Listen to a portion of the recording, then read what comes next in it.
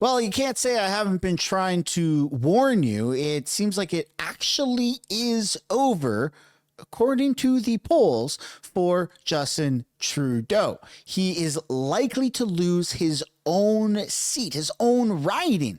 This is insane, and it just goes to show how unpopular Justin Trudeau currently is. So we're going to be taking a look at that right at the beginning. Then we're going to be taking a look at what Pierre Poilievre just said about removing the GST on home sales. And then we're going to be taking a look at an update with the revolt for the rebel liberal ministers and what it's going to look like, because I mean, they're not quitting, they're not stopping. And then we're going to take a look at what is ahead for Justin Trudeau. Welcome back to the channel. Welcome back to another video, everybody. Before we get into it, I do want to encourage you all to smash the like button and subscribe if you haven't already. It does really help grow the channel.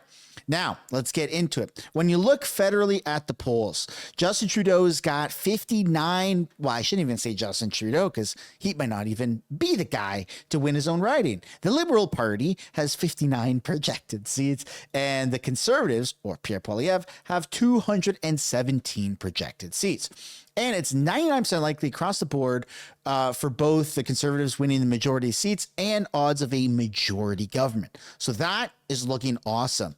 But this is not what's looking awesome for Justin Trudeau. According to Polling Canada, this Angus Reid poll in Quebec is pretty brutal for the Liberals. Even Trudeau loses his seat, and it's great for the Bloc. Full map will be up for the subscribers. So look at this, man. Like, it's just a blue wave everywhere. Everywhere. Justin Trudeau is likely to lose his own seat. That doesn't make any sense. I mean, it makes total sense because he's an incompetent buffoon, but nonetheless, I mean, like, he's not going to win another election. We are witnessing the fall of the Trudeau empire. Like, it's coming to an end.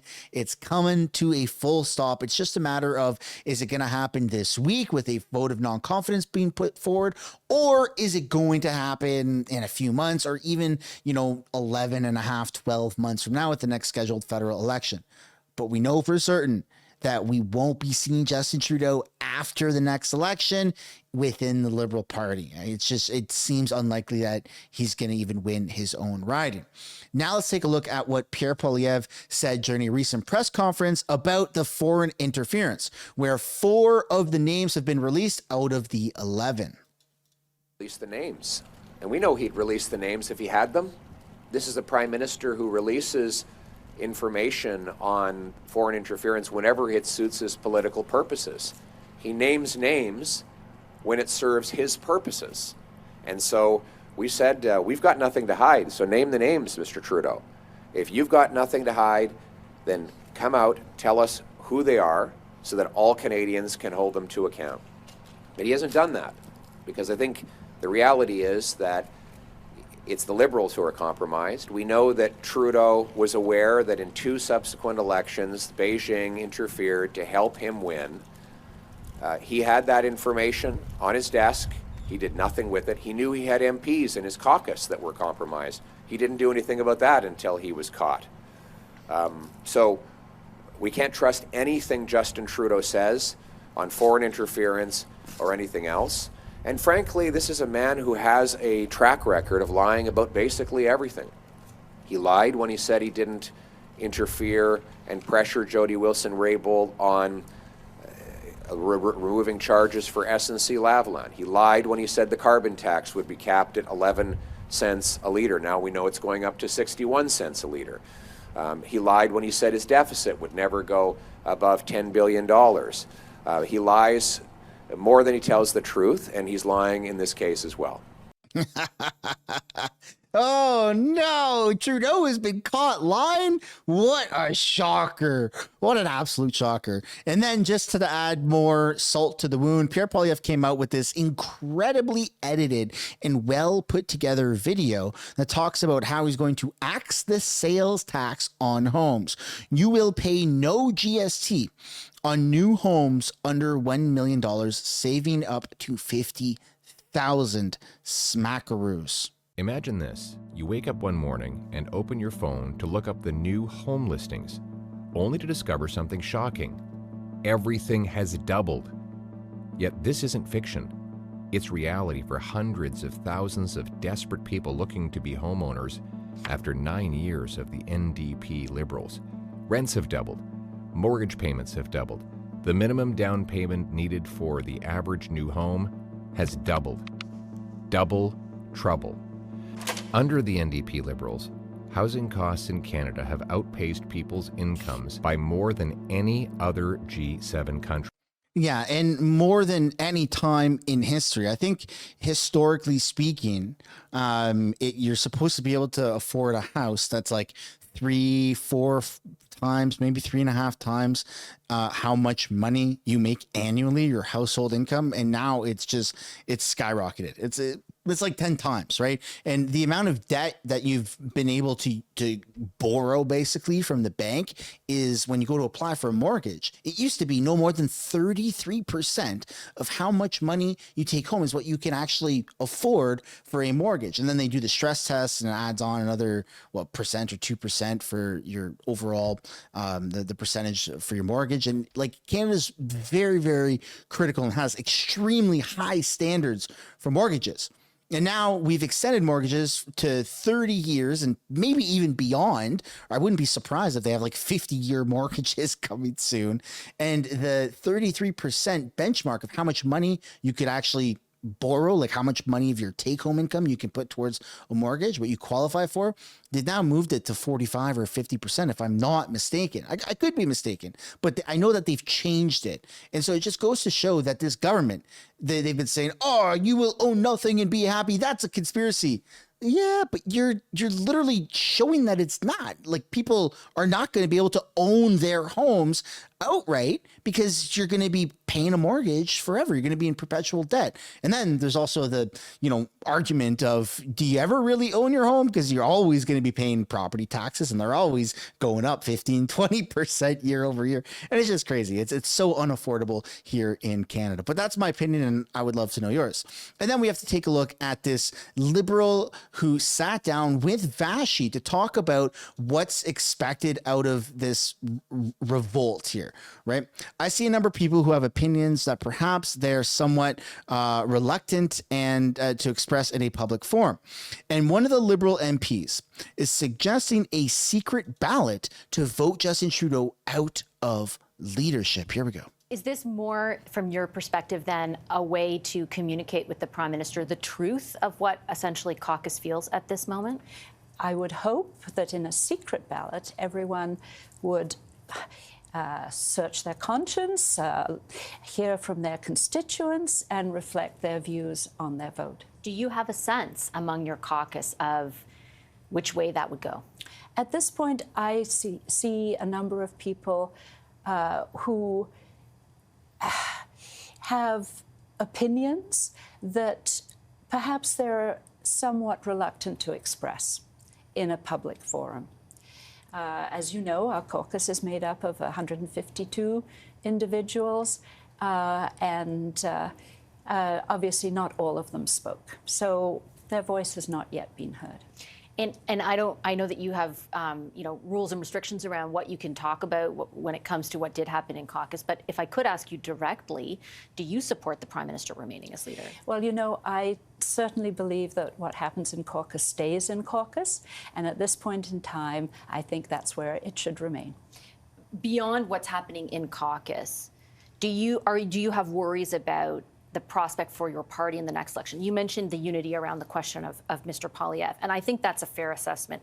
From every person I've tried to talk to behind the scenes, and also from what I've seen very publicly, right? The one thing everyone can agree on right now is that they don't want to lose the next election, which is, I think, from my impression, the reason the majority of those MPs are speaking out even against the Prime Minister's leadership. It's not personal, it's a worry about what's going to happen in the next election. It's against that backdrop. I ask you, are you concerned about your party's prospects in the next election? Well, I think we all look at the polls. There are certainly very discouraging signs in terms of approval amongst the population of the Liberal government, and there's a certain consistency between those polls as well. So it would be natural, I think, for any member of Parliament to be concerned about the next election. I think that you might actually see something that has never really been done before.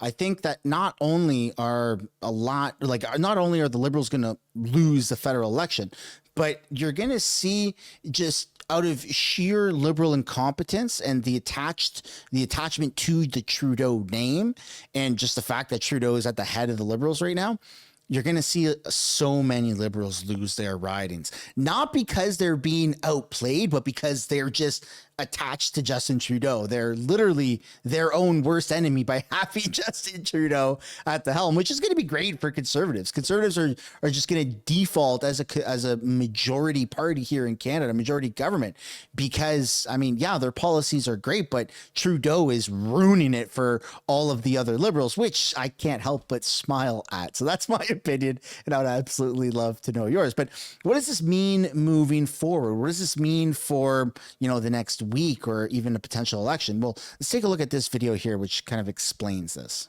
This is the deadline for Prime Minister Justin Trudeau to formally respond to a group of MPs asking him to step down as their party leader. Now, 24 MPs, most of whom have stayed anonymous, gave Trudeau until today to make up his mind. But the Prime Minister has made it clear already he isn't going anywhere, whether when he left that meeting last Wednesday saying the party is strong or in the press conference the following day. It's unknown, though, what these dissenting MPs plan to do in response to Trudeau's response. Meanwhile, the Trudeau government facing another deadline tomorrow, the Bloc Québécois has threatened to trigger an election if two pieces of legislation aren't passed. One would increase old age security payments, the other bolstering supply management. Now, to help us look into the latest developments from Parliament Hill, we're joined live in studio by CTV political commentator Scott Reid. Scott, always great to have you here. Andrew. The first thing I want to be asking you is about the response that Trudeau's already given his MPs. Yes. And what really they're expecting now. I heard Wayne Long on Question Period, and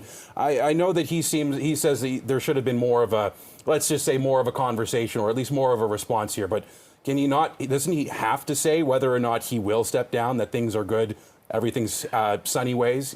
Yeah, sure, he's going to say that, but this deadline is going to pass without a seismic event, all right? Questions been asked, questions been answered. The Prime Minister has no intention of leaving. And it sort of underlines, frankly, the sort of decentralized, somewhat disorganized nature of all this. This isn't a coup.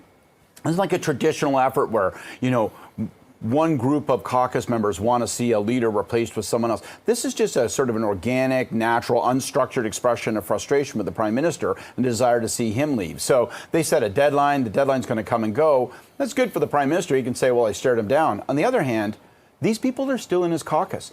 It's what I call an iceberg rebellion. 24 of them can be seen above the waterline, but beneath, there's maybe dozens more of his own caucus members, his own party members, who, if you wanted to ask them honestly, would tell you over a cup of coffee or a glass of beer, they'd just as soon the Prime Minister leave. And that problem will persist. And I'm thinking a little bit about how this is all being quashed. This is clearly not as cutthroat as it was during the Paul Martin and Jean Chrétien camps in that era of the Liberal Party. But do you think that, as you're talking about what's underneath the surface, do you think that ultimately there will be more of a groundswell if he seems weak going forward? I think what you will see is a persistence in the Prime Minister's situation, which is wash away all this internal stuff. 22 points behind the Conservatives in the polls, losing and behind in every region, every demographic, behind with women voters, behind with young voters, behind with older voters. So that's the fundamental challenge. And with this much discontent, even within his own caucus, and that's what's triggering all of this. They're like, boss, we just don't think we can win with you. And we think you're actually a lightning rod for a lot of this disaffection and anger. So will he want to end his career by losing, and not just losing an election, but possibly losing in really catastrophic terms? And so that's the question that's going to persist. It isn't going to happen today at 5 p.m., according to a deadline. But it is the reality for the Liberal Party and for the Prime Minister for the next number of months. And it's going to be heavier and heavier for him to bear up under that. I'm looking at the Angus Reid poll that came out today, and it seems like even amongst decided Liberals, those will always or usually always vote red. There's a little bit less of a consistency there. But those that don't want to vote Liberal, even they basically say, without a new leader, I'm not even going to bother to look. Well, that's the implacable problem for the Prime Minister. I mean, his fundamental message is, I'm not fighting for this job. Okay, I heard you. Not gonna do it, man. Like, I'm not leaving, and you can't remove me, which is a critical factor. There is no mechanism to dislodge him, no vote that's had to happen, and no tool by which they can pry him out of office. And yeah, I believe they changed that several years ago. You needed like 30% of the cabinet to stand up and basically instill some form of non-confidence internally for a review to happen. But I don't know if that's the case anymore. But nonetheless, like, there is nothing that these rebels can do, even if like the majority of them got up and said, we don't like you anymore, Trudeau. We don't want you running the show. He could just quite literally say, too bad, so sad, cry me a river. And so he's just going to persevere. But what the polls show, and this is a problem for the Prime Minister over time, is not just that he drags down the party, but that if he left, there is an opportunity for renewal. Now, I wouldn't bet you $5 that the government can get reelected, but it might be able to avoid a catastrophic, 1993-esque failure that faced the Conservatives. No one's really talking about that yet for the federal Liberals, but they're going to start talking about it with these polling numbers and with this kind of intransigence. Yeah, it may feel more like Joe Clark after he lost than Mulrooney, but it seems like the writing's on the wall now. It's not going to feel like Joe Clark. It is going to be a big loss. It's going to be 2011 when they fell to third place. It's going to be 84 when they were reduced to 40 MPs. It could be 93 when the Conservative Party was blasted to smithereens. That's why these 24 MPs are speaking up, and that's why the Prime Minister has a permanent problem. CTV political commentator. Yeah, I mean, even if they were to replace Justin Trudeau with somebody else, that's not a guarantee. In fact, like he just said, I wouldn't bet $5 that the government can get reelected. Like, they've gone too far down the spiral. It's almost like you got to double down on the craziness, and Trudeau should definitely stay on as leader of the Liberal Party, 100%. That's the only thing that I actually support Justin Trudeau with, is him staying on as the leader, because with him, being the captain of the ship, they are just going to tank as far down as you could, rock bottom to the bottomest of a rock could possibly go. That's not supposed to make any sense, but either does the Liberal Party. So I just make words up like Justin Trudeau does with it. What did he say in the House of Commons the other day? Brokenness. He's freaking nuts, man. He's freaking nuts. I got one more video here pulled up that talks about how it's a lose-lose situation for Justin Trudeau. Every week, we're reporting on increasingly wild shenanigans between the two leading parties. But last week, it was within one party, and it took the cake.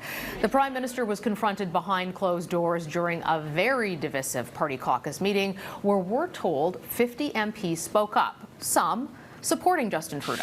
It's about having frank and honest conversations.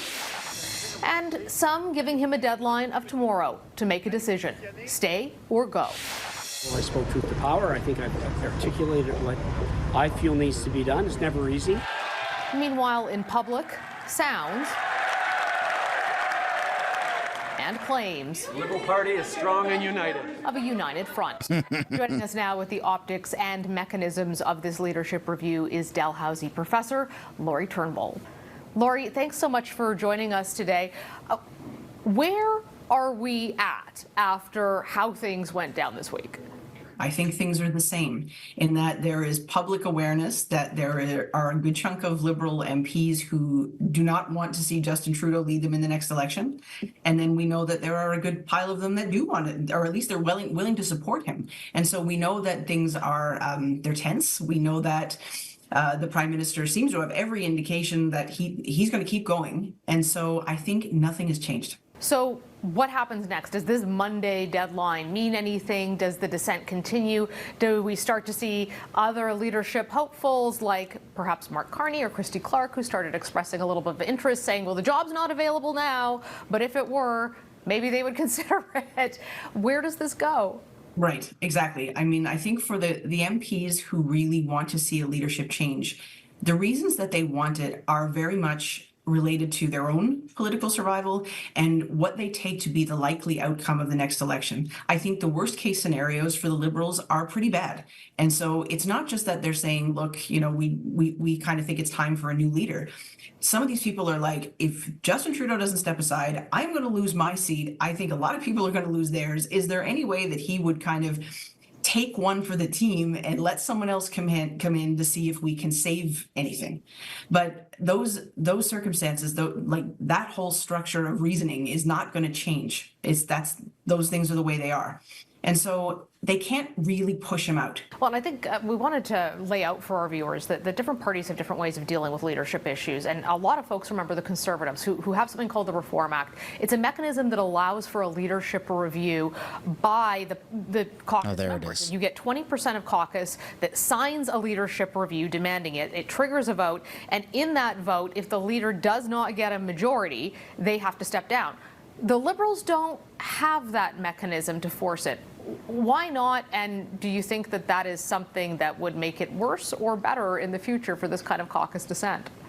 Right. So the Liberals did not take the option of giving themselves the Reform Act. The Conservatives did. The Liberals didn't. And I think one of the reasons is that when you say, okay, we'd like to put the Reform Act up there as an option, which does give the caucus a very clear and straightforward path to changing the leader, it might give the impression that the caucus is gearing up to do that. Maybe they don't have confidence in the leader, and that can be hard for a party to explain, right? And so the Liberals didn't take this route.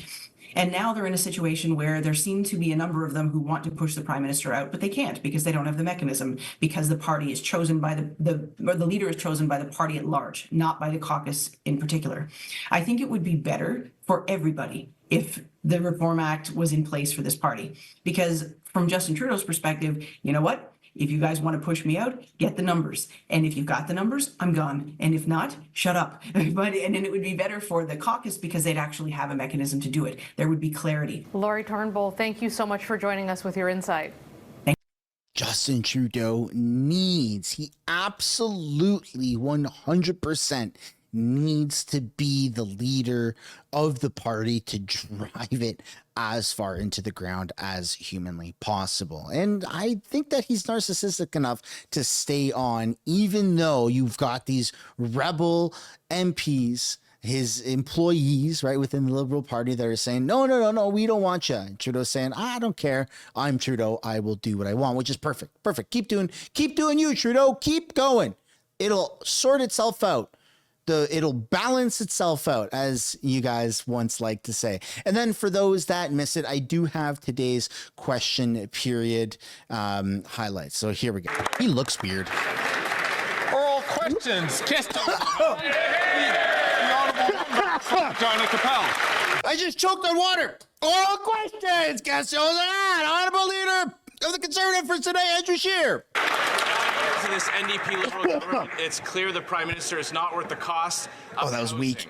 He created housing hell by doubling rents, mortgage payments, and the needed down payment. I get an L for that. As housing prices skyrocket, the greedy federal government rakes in the cash.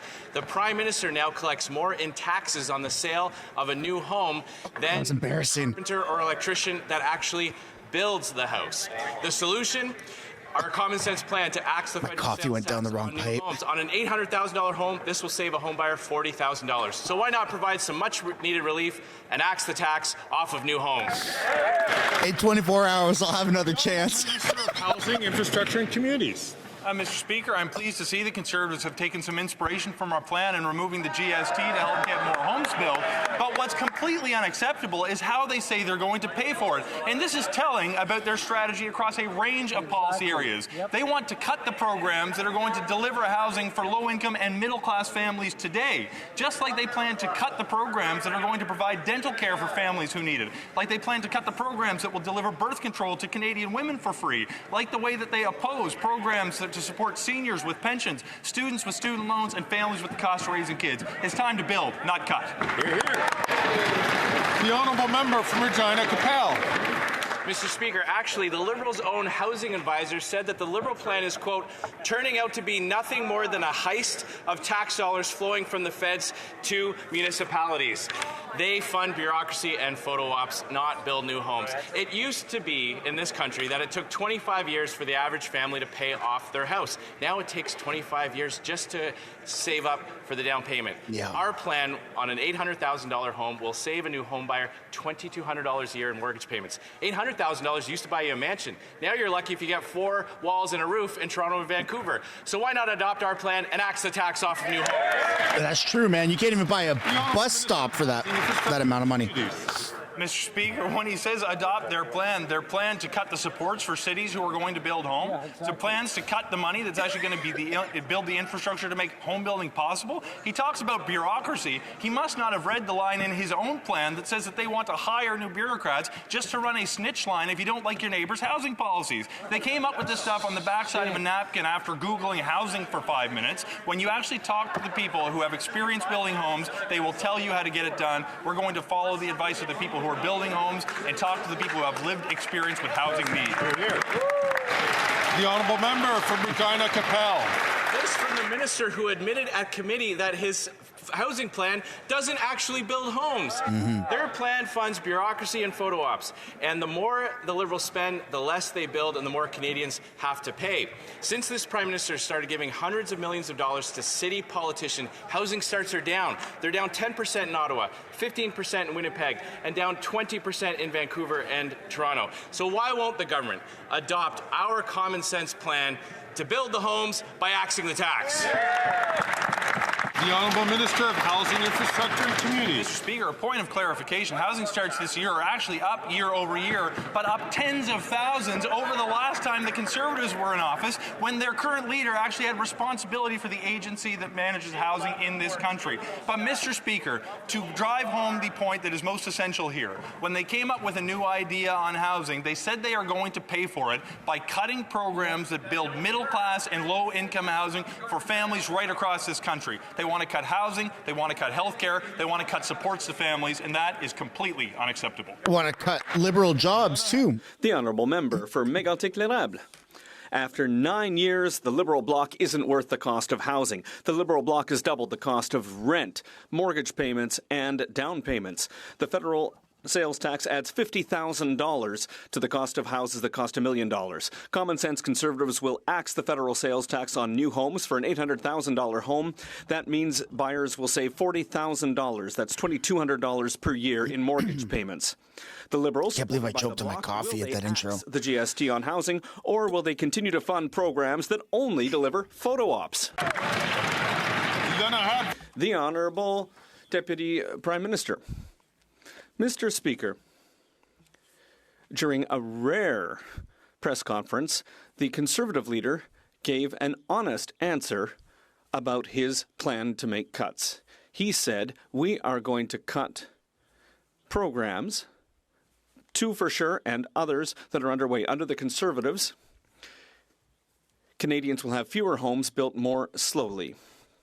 They'll have more costly visits to the dentist, later retirements, and families will have fewer supports. These cuts are completely unacceptable. The Honourable Member for Mégantic-L'Érable. Mr. Speaker, the Liberals' housing advisor said this morning that the Liberals' photo ops plan, the plan to accelerate home building, is useless and inefficient. You know, we've always assumed in Quebec that young people would be able to dream of having a home, but unfortunately, after 9 years of the Liberal bloc, the boss of Desjardins has confirmed that young people are going to have to wait 10-15 years longer than their parents before becoming homeowners. They won't be young anymore by the time they can afford a house.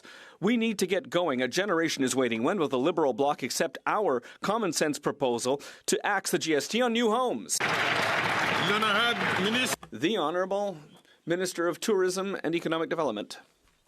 Once again, Mr. Speaker, the Conservative Party is giving a clear example of how, for everything they want to put in place, they're going to make a cut somewhere else. So, healthcare, social programs, and now today they're saying that they're going to cut the housing accelerator. Mr. Speaker, how can this member who comes from Quebec tell the government of Quebec that he wants to cut 8,000 affordable social homes in Quebec? Because that's what he's just told Quebecers today, Mr. Speaker.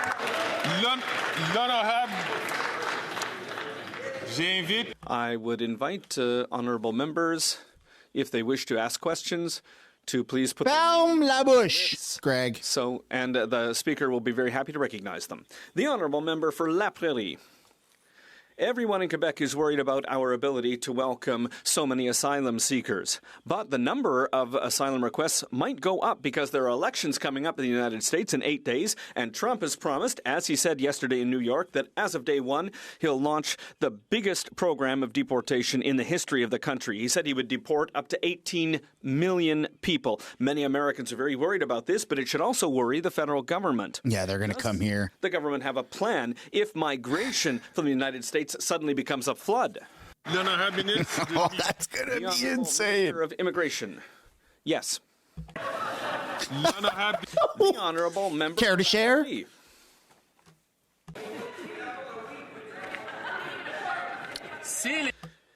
If wow. people are afraid of being deported by Trump, they must leave the United States. They could be many to consider going north instead of south. And remember, the last time that Trump promised deportations, it started off what we saw at Roxham Road, and we're still living with the consequences of that 7 years later. Governing means planning. It's not just saying yes. So without assuming what the results of the election will be, can the government please reassure us that there's a plan in case there's a massive increase in the number of asylum seekers, and not just say yes? Man, it's something I don't think about, but it's definitely something to worry about. Well, once again, Mr. Speaker, yes, we have a plan. The reality is that we've always managed the border with the United States, and it'll continue to be that way after the upcoming election. Roxham Road, bro. What do you mean? Member from Vancouver East. Abortion care is under threat in Canada. Women don't want more liberal talking points. They want protection. Women and gender diverse people are seeing hateful anti-choice rhetoric creep into Parliament, spread by the Conservatives under their leaders' watch. That's right. Clinic 554 closed in New Brunswick, and abortion care across Canada has been chipped away at. So while the Liberals' words are nice, their lack of action is dangerous. Yeah. Will the Liberals stop their grandstanding and start making sure every person in Canada has equal access to abortion care? The Honourable Minister of Health. Yes, Mr. Here comes the mansplaining. That's exactly what we're doing and working with provinces and territories to make sure that the investments that we have in sexual health are there to make sure that women have access to an abortion. That's why we're advancing the work we're doing on pharmacare to make sure that women have both the contraception and access that they need. But on the point, and this is an extremely important point, when the Conservatives have such a huge number of people in their caucus who are anti-choice, who are standing up against women's rights, we have to call that out. A woman has full autonomy and right over her body. There is no member of this legislature or anybody who should claim to have authority over a woman's body. The Honourable Member from North Island, Powell River. Mr. Speaker, it's very hard to implement a right when the Liberals don't assure access.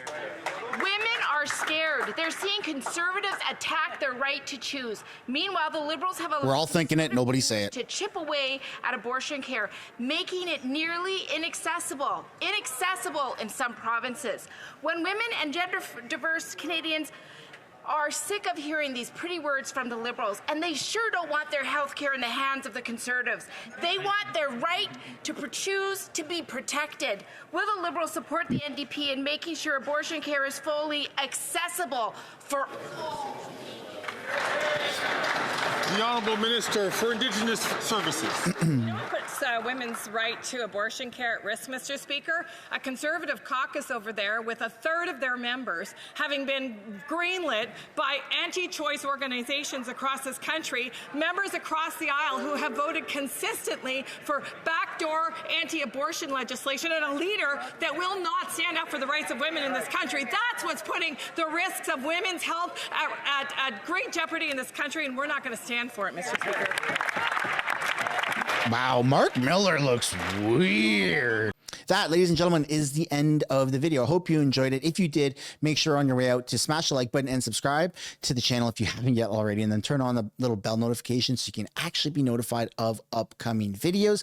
And again, if you haven't yet already, I'd like to encourage you guys to sign the petition, link down below in the description. Stopmutingthemic.ca. Enjoy the rest of your day, and I'll see you guys later. Bye for now.